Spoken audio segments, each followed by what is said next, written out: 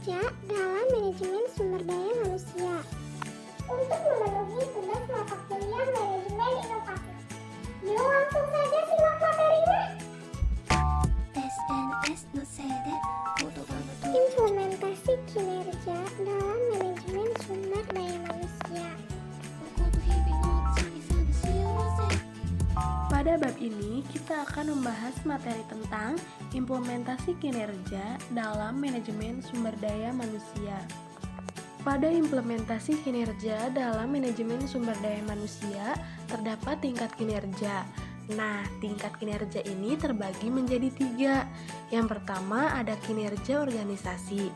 Kinerja organisasi adalah pencapaian hasil pada tingkat atau unit analisis organisasi. Kinerja pada tingkat organisasi ini terkait tujuan organisasi, rancangan organisasi, dan manajemen organisasi. Yang kedua, kinerja proses. Kinerja proses adalah kinerja pada proses tahapan dalam menghasilkan produk atau pelayanan. Ini dipengaruhi tujuan proses, rancangan proses, dan manajemen proses. Yang ketiga, kinerja individu atau pekerjaan. Kinerja individu atau pekerjaan adalah pencapaian atau efektivitas pada tingkat pegawai atau pekerjaan yang dipengaruhi tujuan pekerjaan, rancangan pekerjaan, dan manajemen pekerjaan, serta karakteristik individu menurut Rumler dan Brach 1995. Selanjutnya yaitu garis besar kategori arti kinerja. Menurut Bernardin 2001, kinerja merupakan catatan hasil yang diproduksi atau dihasilkan atas fungsi atau aktivitas selama periode waktu tertentu.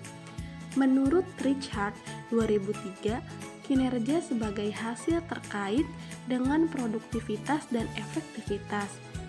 Produktivitas merupakan hubungan antara jumlah barang dan jasa yang dihasilkan dengan jumlah tenaga kerja, modal, sumber daya yang digunakan dalam produksi itu. Selanjutnya, kinerja merujuk pengertian sebagai perilaku. Merupakan seperangkat perilaku yang relevan dengan tujuan organisasi tempat orang bekerja. Kinerja adalah sesuatu yang secara aktual orang kerjakan dan dapat diobservasi. Kinerja mencakup tindakan-tindakan dan perilaku yang relevan dengan tujuan organisasi. Selanjutnya yaitu unsur yang terdapat dalam kinerja.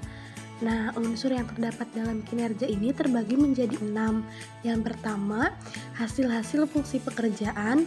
Yang kedua, faktor-faktor yang berpengaruh terhadap prestasi kerja karyawan atau pegawai. Yang ketiga, pencapaian tujuan organisasi. Yang keempat, periode waktu tertentu. Yang kelima, tidak melanggar hukum.